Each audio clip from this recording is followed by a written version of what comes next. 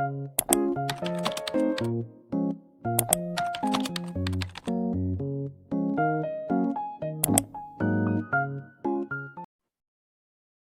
Assalamualaikum warahmatullahi wabarakatuh. Terima kasih atas kesempatannya. Kami dari kelompok 5 ingin mempresentasikan materi dengan topik Financial and Management Accounting. Berikut nama anggota kelompok 5, yaitu yang pertama ada Narita Salombe dengan NIM 2020-310319, dan yang kedua ada Farah Nevi dengan NIM 2020-310334, dan yang ketiga ada Yudita Dwi dengan NIM 2020-310346, dan yang keempat ada Isaura Hemalia dengan NIM 2020-310393, dan yang terakhir ada Nurul Anjal dengan NIM 2020-310468. Materi selanjutnya yaitu ada Accounting Foundation. Nah, saat ini globalisasi dan diverifikasi memaksa perubahan struktural dalam organisasi di seluruh dunia, membuat proses ekonomi menjadi lebih kompleks. Nah, proses-proses ini juga dibuat lebih dinamis melalui inovasi, produk, dan proses serta penggunaan informasi. Semua ini membutuhkan lebih banyak koordinasi dan kontrol dengan waktu respons yang semakin singkat. Keputusan yang tepat waktu harus didasarkan pada pasokan informasi terkini yang berkelanjutan. SAP R3 menyediakan solusi terintegrasi yang mencakup aplikasi bisnis untuk semua area perusahaan. Materi selanjutnya yaitu SAP R3 Accounting System. SAP R3 Accounting System selain menyediakan data akuntansi, sistem akuntansi harus berkonsentrasi terutama pada pemrosesan data operasional untuk keputusan strategis perusahaan. Nah, fungsi dokumentasi dan administrasi umumnya dilakukan secara otomatis dan dilatar belakangi. Untuk perusahaan internasional, SAP R3 menawarkan perangkat lunak fleksibel yang dapat digunakan di berbagai negara. Sistem ini memenuhi kebutuhan negara-negara industri besar di dunia dengan pendekatan multibahasa, penanganan mata uang yang fleksibel, dan fungsi khusus negara untuk pajak, pelaporan, dan transaksi pembayaran. Sistem akuntansi SAP R3 ini terdiri dari beberapa komponen, yaitu yang pertama ada Financial Accounting. Nah, Financial Accounting ini meliputi GL Accounting, Account Payable and Account Receivable, dan Asset Accounting. Yang kedua ada Corporate Finance Management.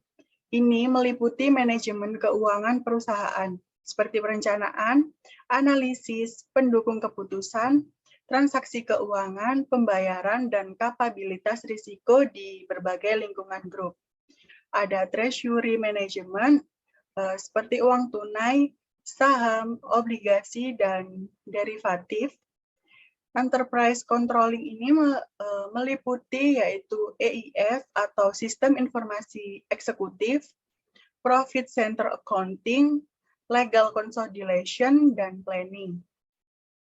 Yang selanjutnya ada Profitability and Sales Accounting. Profitability and Sales Accounting ini meliputi Profitability Analysis. Dan yang selanjutnya ada Product Cost Controlling, ini meliputi Product Cost Planning dan Cost Object Controlling. Selanjutnya ada Overhead Cost Controlling. Nah, ini meliputi Cost Centers, Internal Orders, dan Activity Based Costing. Dan selanjutnya ada Investment Management atau IM. Nah, ini memungkinkan perencanaan program investasi modal di seluruh perusahaan dan pengendalian langkah-langkah investasi modal individu. Dan selanjutnya ada project management. Ini memungkinkan perencanaan yang efisien, kontrol yang sensitif terhadap biaya, dan implementasi proyek yang berorientasi pada target dengan integrasi komprehensif dengan pengendalian dan logistik. Materi selanjutnya yaitu organizational elements. Organizational elements ini menugaskan semua transaksi bisnis yang relevan ke unit organisasi ini dengan menggunakan pemutakhiran penetapan akun eksplisit atau implisit dalam buku besar. Sistem SAP R3 FISL juga menyampaikan nilai aktual untuk objek pengendalian terintegrasi, pusat biaya, pesanan, objek biaya, pusat laba, yang terdapat dalam aplikasi pengendalian CO SAP R3. Penggambaran struktur perusahaan saat ini dan strategi masa depan memiliki pengaruh pada bagaimana menggunakan istilah organisasi dalam sistem akuntansi SAP. Berikut ada organization elemennya, yaitu yang pertama ada corporate group, dan yang kedua ada company. Nah, company ini mewakili entitas yang otonom secara hukum terdiri dari satu atau lebih kode perusahaan. Dan yang kedua ada kode company. Ini mewakili pandangan hukum pajak nasional perusahaan. Nah, yang selanjutnya ada business area. Ini membantu menggambarkan struktur internal untuk pelaporan segmen eksternal. Dan yang selanjutnya ada fungsional area. Nah, area ini menampilkan laporan laba rugi menurut akuntansi harga pokok penjualan. Yang selanjutnya ada profit center atau akuntansi manajemen. Dengan desainnya yang fleksibel, istilah pengendalian ini digunakan untuk menggambarkan area tanggung jawab internal. Objek kesiapan operasi perusahaan ditugaskan ke pusat laba. Nah, objek ini termasuk pusat biaya, aset, bahan, dan yang mengukur kinerja, seperti produksi dan pesanan pelanggan. Akibatnya, area tanggung jawab lebih rinci dari yang dapat ditangkap hanya dengan menggunakan area bisnis. Sekian dari saya, kurang lebihnya mohon maaf. Selanjutnya akan dijelaskan oleh rekan saya. Terima kasih. Terima kasih atas kesempatannya. Di sini saya Narita dengan 319 akan melanjutkan presentasi dari rekan saya, yaitu tentang chart of account. Chart of account itu adalah komponen financial accounting menawarkan metode yang fleksibel untuk menyiapkan buku besar untuk memenuhi berbagai tujuan yang terkait tentang masalah hukum, aliran nilai, dan klasifikasi posting. Bagan akun adalah sistem klasifikasi yang ditentukan oleh akuntansi untuk mencatat nilai atau aliran nilai. Selain itu, bagan akun memastikan penyajian akun yang benar. Next. Yaitu chart of accounting memiliki bagan akun yang dapat dipresentasikan dalam sistem SAP sebagai salah satu dari 3 fungsi. Yang pertama yaitu operational chart of account atau sebagai bagan akun operasional. Bagan akun operasional berisi akun yang saat ini digunakan dalam transaksi sehari-hari dengan sistem. Ini memungkinkan klasifikasi transaksi bisnis yang seragam seluruh perusahaan. Akuntansi keuangan dan akuntansi biaya bekerja dengan bagan akun yang sama. Selanjutnya yaitu local chart of accounting atau sebagai bahan akun lokal yang berisi akun yang diperlukan untuk memenuhi persyaratan hukum. Data pengoperasian dapat direpresentasikan berdasarkan kriteria klasifikasi spesifik negara yang ditentukan sebelumnya. Item dalam bagan akun ini berasal dari bagan akun operasional. Yang ketiga yaitu group chart of accounting atau sebagai bagan akun grup. Bagan akun grup ini berisi semua akun yang berakun di seluruh grup perusahaan.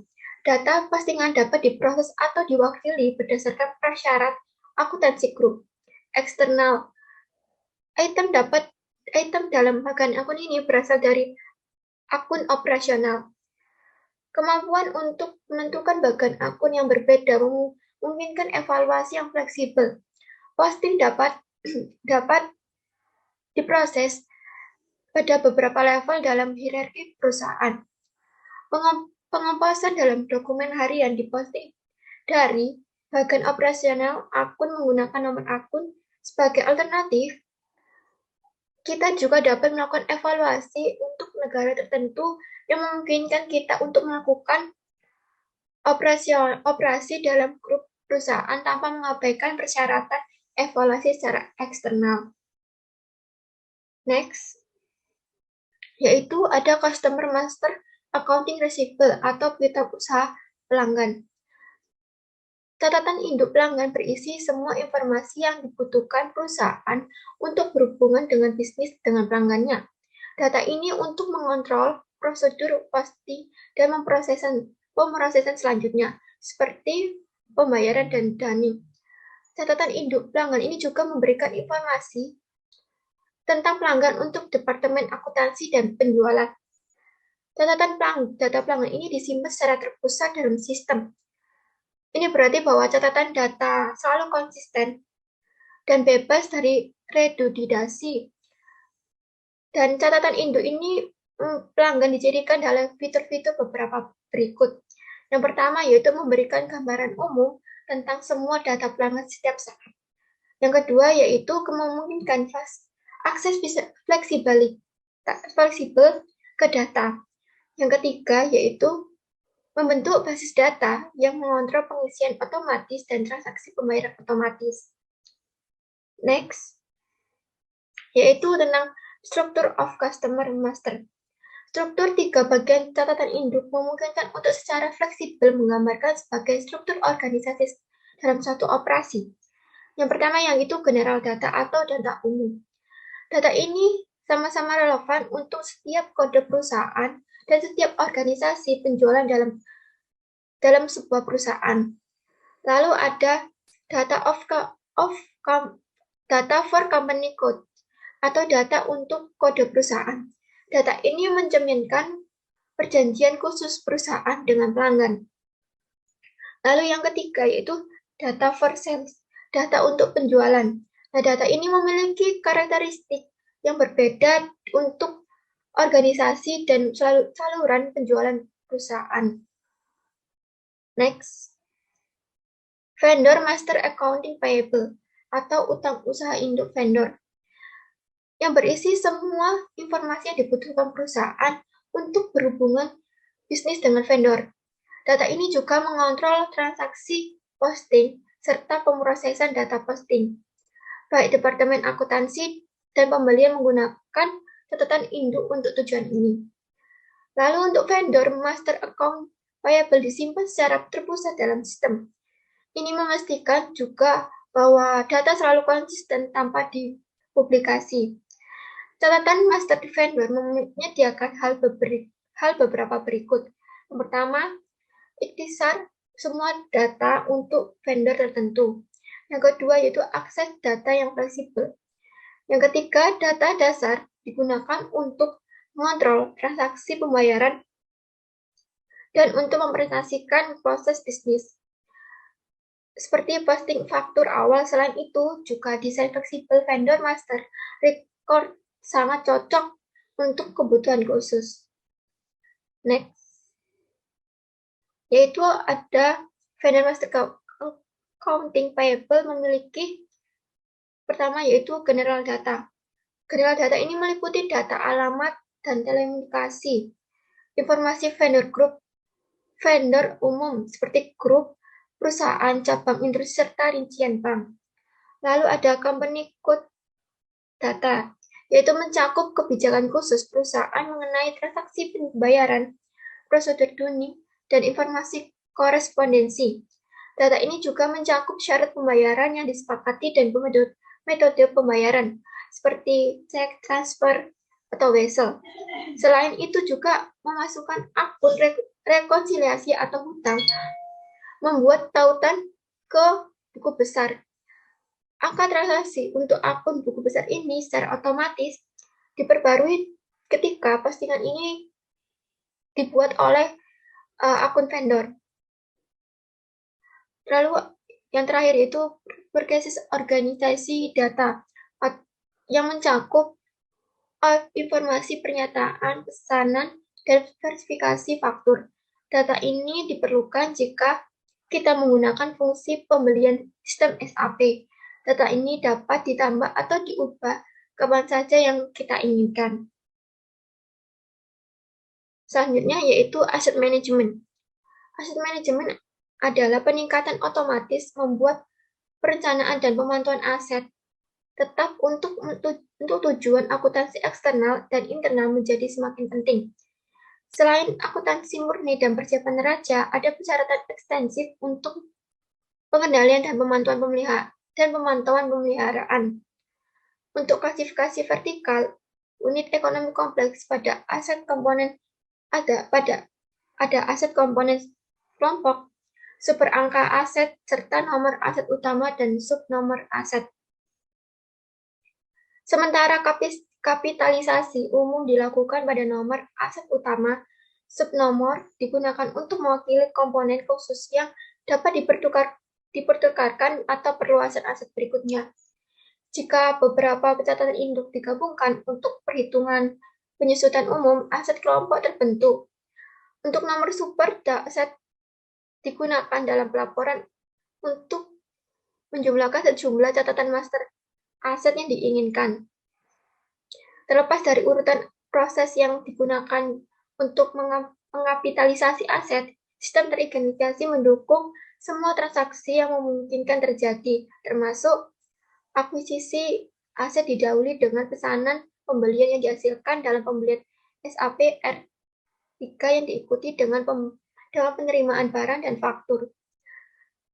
Lalu akuisisi aset tanpa pesanan pembelian berdasarkan faktur vendor. Yang terakhir yaitu akuisisi aset melalui produksi in-house dari proyek investasi modal atau pemerintah investasi modal. Baik, sekian dari presentasi dari saya. Materi selanjutnya akan dijelaskan oleh rekan saya. Assalamualaikum warahmatullahi wabarakatuh. Terima kasih atas kesempatannya. Saya Farah Nevi dengan NIM 2020-310334 akan melanjutkan penjelasan dari rekan saya. Saya akan menjelaskan yang pertama yaitu accounting balance. Tampilan item baris memberikan gambaran umum tentang item dari sebuah akun. Pengguna menentukan informasi mana saja tentang masing-masing item baris yang akan ditampilkan di layar. Namun, pengguna juga dapat mengubah tampilan setelah daftar item diproses. Fungsi tampilan item baris tersedia untuk akun dalam kode perusahaan dan grup akun dalam grup kode perusahaan atau worklist. Pengguna dapat beralih dari daftar item baris ke tampilan dokumen kapan saja. Daftar item baris juga dapat diekspor dan diproses lebih lanjut menggunakan spreadsheet. Daftar item baris dapat diajukan di kantor SAP dan dikirim ke petugas akuntansi yang relevan. Pengguna dapat mengajukan sebagai file PC atau dapat menyimpannya langsung dalam format Microsoft Excel dan kemudian memprosesnya di Excel. Next. Selanjutnya yaitu financial accounting. General ledger, postingan buku besar merupakan hasil dari transaksi operasional, posting transaksi di buku besar, pembantu jika sistem SAP Asset Accounting aktif dan terintegrasi, transaksi awalnya ditugaskan ke buku besar jika sistem buku besar aktif. Buku besar pembantu terintegrasi secara lengkap dan komprehensif dengan akuntansi general ledger pada level berikut. Yang pertama yaitu data master, data transaksi, dan pelaporan.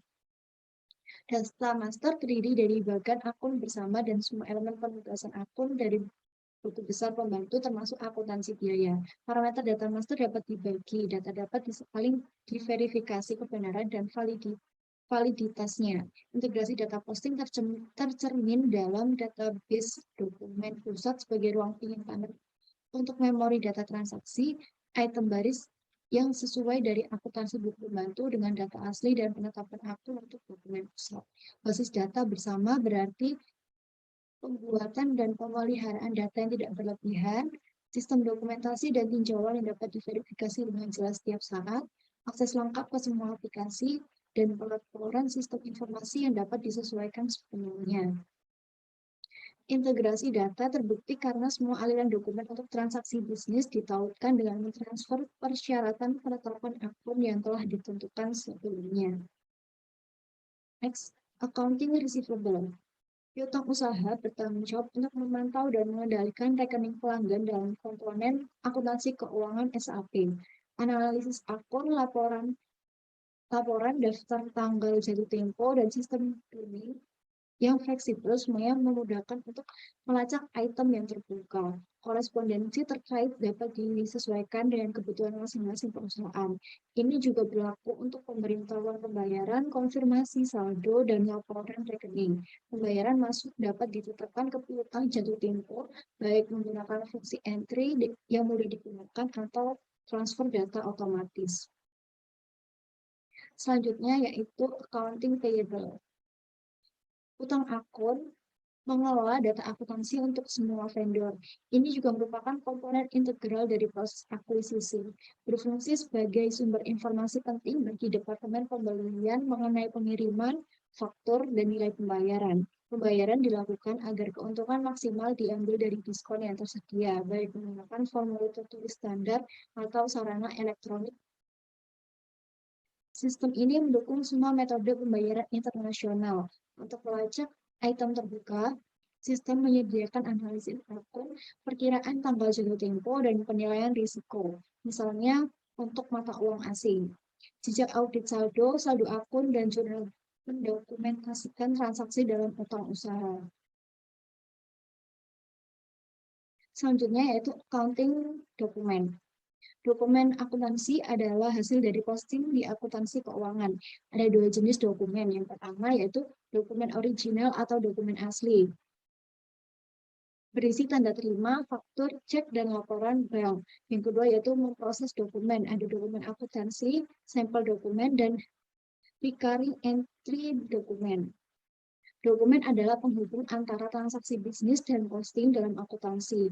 Hanya dokumen lengkap yang dapat diposting. Sebuah dokumen selesai ketika item debit dan kreditnya seimbang menjadi 0.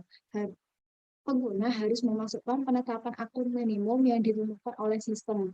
Misalnya tanggal dokumen, tanggal posting, jenis dokumen, kunci posting, nomor rekening, dan jumlah. Data juga harus dimasukkan di semua bidang lain yang ditetapkan sebagai bidang wajib saat membuat pengaturan sistem. Yang terakhir yaitu payments.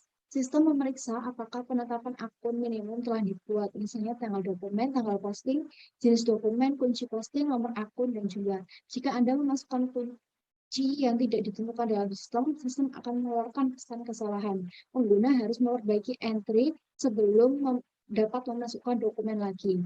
Pemeriksaan ini mencegah entry yang salah, tidak konsisten, atau tidak lengkap dibuat. Untuk dapat memposting dokumen, debit dan kredit harus seimbang ke 0. Ini memperbarui saldo akun. Jika debit tidak sama dengan kredit, pengguna dapat menyimpan dokumen atau menunggu sampai selesai tanpa memperbarui saldo akun general ledger. Baik, selanjutnya akan dijelaskan oleh rekan saya. Terima kasih. Saya akan melanjutkan presentasi mengenai Travel Management and Expense Reimbursement. Perjalanan membutuhkan waktu dan uang yang dimana tidak hanya untuk orang yang berpergian, tetapi juga untuk semua orang yang terlibat dalam perencanaan, persetujuan, verifikasi, dan perhitungan perjalanan. Saat ini, manajemen perjalanan diharapkan dapat mendukung semua proses bisnis yang terkait dengan perjalanan bisnis dalam satu prosedur tunggal. Baik, selanjutnya ada Payment and Transfer to Payroll Accounting. Pembayaran biaya dapat dilakukan melalui akuntansi keuangan, akuntansi penggajian, atau pertukaran media data dengan lembaga kredit, yang dimana hasilnya ditransfer ke akuntansi penggajian jika ada jumlah tambahan untuk perpajakan. SAP R3 Travel Management kemudian memicu transfer hasil akuntansi biaya perjalanan. Tujuan dari proses ini adalah administrasi biaya perjalanan yang lengkap dan terintegrasi mulai dari perencanaan perjalanan hingga perpajakan yang benar.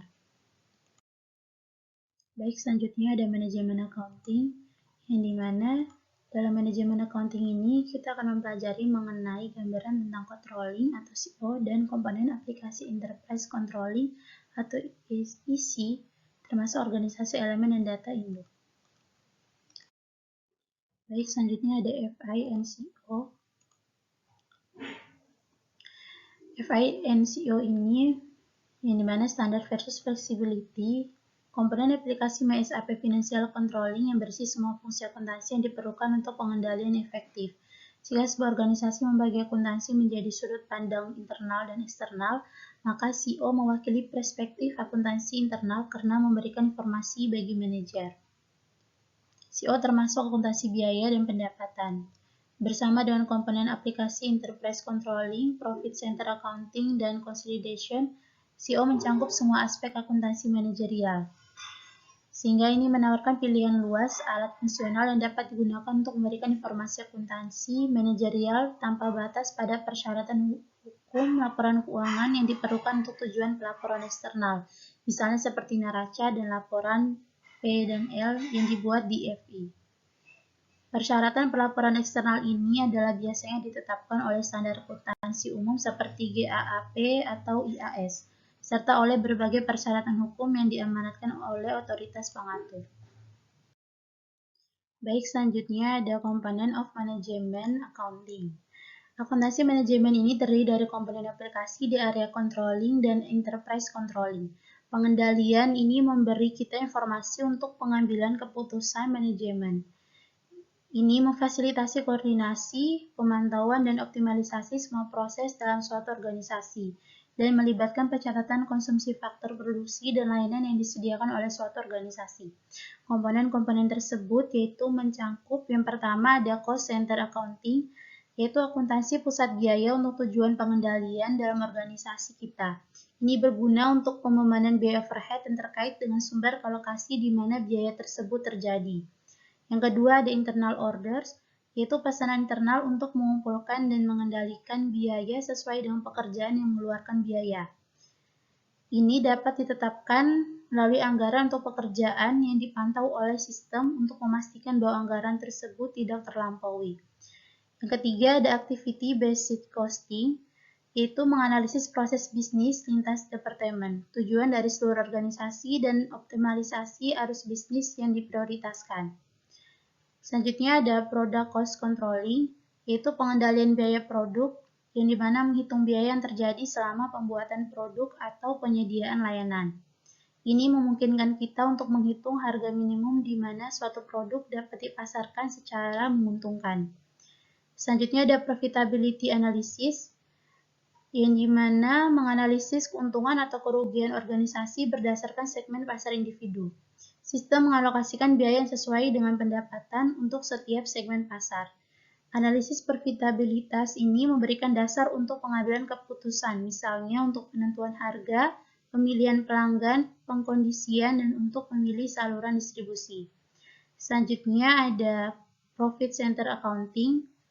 Profit Center Accounting ini mengevaluasi keuntungan atau kerugian individu, area independen dalam suatu organisasi. Area-area ini bertanggung jawab atas biaya dan pendapatan Profit Center Accounting pendapatan mereka.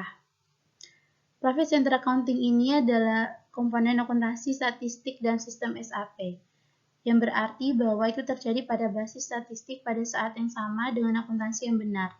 Selain biaya dan pendapatan, kita dapat menampilkan angka-angka penting seperti laba atas investasi, modal kerja, atau arus kas di pusat laba. Selanjutnya ada consolidation, yaitu Enterprise Controlling Consolidation memberikan kemampuan untuk mengkonsolidasikan data keuangan untuk perspektif akuntansi eksternal dan internal dalam pusat laba. Fungsionalitas otomatis mencangkup transaksi mata uang, eliminasi antar unit, dan konsolidasi investasi. Baik, selanjutnya ada master data. MySAP Financial Controlling melakukan akuntansi elemen biaya dan pendapatan hanya dalam satu controlling area, yakni elemen organisasi utama dari controlling. Area pengendalian membentuk kerangka kerja di mana CO memproses transaksi elemen biaya dan pendapatan dan semua dokumen CO. Tergantung pada persyaratan organisasi, area pengendalian dapat terdiri dari satu atau lebih kode perusahaan. Penugasan beberapa kode perusahaan ke area pengendalian dapat digunakan untuk mendukung akuntansi biaya terpusat untuk seluruh organisasi. Biaya dan pendapatan elemen catatan akuntansi dan kelompok biaya yang dikeluarkan selama periode penyelesaian tertentu Postingan yang relevan dengan akuntansi biaya mengandung elemen biaya atau pendapatan yang terlibat dan menentukan lokasi dan alasan biaya. Untuk menyediakan informasi ini yang juga mengalokasikan biaya secara beruntun ke segmen profitabilitasnya. Objek pengontrol ini membentuk data master CEO dan mungkin atau tidak dikelola oleh suatu organisasi tergantung pada kebutuhan akuntansi manajerialnya. Baik, selanjutnya ada overhead cost controlling, yaitu yang dimana overhead dalam perencanaan, pemantauan, pengendalian, dan koordinasi di bidang-bidang seperti penelitian dan pengembangan, pengadaan, penjadwalan kerja, dan pemeliharaan semakin meningkat pentingnya. Maka perusahaan telah menerapkan pendekatan akuntansi biaya tradisional untuk mengarahkan area biaya dan untuk mengekstrak penghematan maksimum. Tapi penghematan biaya tersebut sepenuhnya di bidang overhead belum dimanfaatkan dan peluang belum tersentuh sampai sekarang. Sehingga komponen MSAP Financial Overhead Cost Controlling membantu perusahaan dalam merencanakan, mengalokasikan, mengontrol, dan memantau overhead di organisasi. Dengan merencanakan area overhead, kita dapat mengembangkan standar yang memungkinkan kita untuk mengontrol biaya dan menilai kegiatan internal. Kita juga dapat membebankan biaya overhead ke pusat biaya tempat terjadinya atau ke aktivitas yang menghasilkan overhead, serta mengontrol dan menawarkan banyak alat untuk alokasi biaya tambahan, memungkinkan kita juga untuk dengan mudah dan akurat menetapkan biaya berdasarkan asal-usul mereka yang sebenarnya dan memperlakukannya sebagai biaya langsung. Baik, sekian dari saya. Selanjutnya akan dijelaskan oleh rekan saya. Assalamualaikum warahmatullahi wabarakatuh. Terima kasih atas kesempatannya. Saya Isaura dengan NIM 2020310393. Di sini saya akan melanjutkan presentasi dari rekan saya. Oke, di sini saya akan membahas tentang cost center accounting. Cost center accounting ini adalah suatu sub area yang memberikan objek penugasan akun independen dalam akuntan biayanya. Nah, dalam komponen cost center ini akuntansi itu membebankan suatu biaya yang akan muncul, dan dengan demikian perusahaan harus membebankan biaya-biayanya kepada sub area atau divisi dalam perusahaan itu sendiri. Selanjutnya yaitu adalah internal order. Internal order biasanya digunakan untuk merencanakan, mengumpulkan, dan menyelesaikan semua pembiayaan dalam internalnya yang akan memunculkan suatu penyimpanan. Nah, manajemen pemesanan dalam sebuah perusahaan biasanya membedakan antara pesanan itu berorientasi pada penjualan atau pesanan internal. Nah, untuk pemesanan internal ini dikategorikan sebagai dua pihak, yaitu adalah standard order dan juga productive order. Nah, untuk standard order digunakan hanya untuk menentukan objek yang dalam akuntansi biaya. Nah, untuk productive order sendiri, dia akan menambahkan suatu nilai dalam pesanan yang dapat dikapasitasikan. Nah, di dalam gambar ini kita bisa melihat rules dari internal order itu sendiri. Oke, selanjutnya itu adalah activity based costing atau yang biasa kita sebut ABC. Nah, ABC ini adalah metode akuntansi yang relatif baru digunakan oleh perusahaan. Nah, ABC ini biasanya digunakan untuk memantau biaya dengan proses bisnis daripada pusat biaya itu sendiri. Tujuan dari ABC ini itu adalah untuk menentukan biaya pelaksanaan dalam proses bisnis. Nah, di dalam PPT ini sudah terdapat rules untuk pemrosesan dari ABC itu sendiri. Selanjutnya itu adalah project cost controlling. Project cost controlling ini adalah suatu bagian dari komponen aplikasi dari kontrol MySAP finansial dan merupakan alat untuk pengelolaan biaya yang terkait dalam proses manufaktur maupun proses pelayanan customer-nya. Nah, untuk pengendalian biaya ini menggunakan informasi dari komponen pengendalian biaya overhead untuk menghitung biaya seperti tenaga kerja, pemakaian mesin, atau overhead pabrik lainnya, dan memberikan informasi ke analisis profitabilitas sehingga alat dapat menghitung sebuah margin contribution-nya. Nah, dalam produk cost controlling ini terdapat terdapat beberapa komponen. Yang pertama itu adalah product cost planning, cost object controlling, actual costing, dan juga information. Berikut adalah rules dalam product cost controlling. Ini itu adalah profitability management. Untuk profitability management saat ini, banyak sekali perusahaan yang menerapkan prinsip desentralisasi manajemen. Dalam manajemen ini memungkinkan kita mengurangi kerumitan seluruh perusahaan dengan membuat unit otonom. Nah, di My SAP Financial memberikan dua alat untuk mengevaluasikan profitabilitas dalam lingkungan desentralisasi. Nah, yang pertama yaitu adalah profitability analysis atau COPA. COPA ini ada pandangan eksternal tentang profitabilitas. Nah, yang kedua itu adalah Profit Central Accounting atau PCI. Yang dimana memberikan ada pandangan internal tentang profitability. Selanjutnya itu adalah posting in controlling. Ketika financial accounting dibuat yang untuk memposting suatu akun pengeluaran atau akun pendapatan, terdapat suatu elemen biaya utama yang akan disesuaikan untuk membuat suatu controlling ini tadi. Nah, terdapat objek pengontrolan yang valid seperti saat kita membuat biaya dalam pesanan internal. Diidentifikasikan untuk pengeluaran atau pendapatan, item baris adalah dokumen pengontrolan yang telah dibuat. Nah, sekian dari kelompok kami. Terima kasih, maaf jika ada salah kata. Wassalamualaikum warahmatullahi wabarakatuh.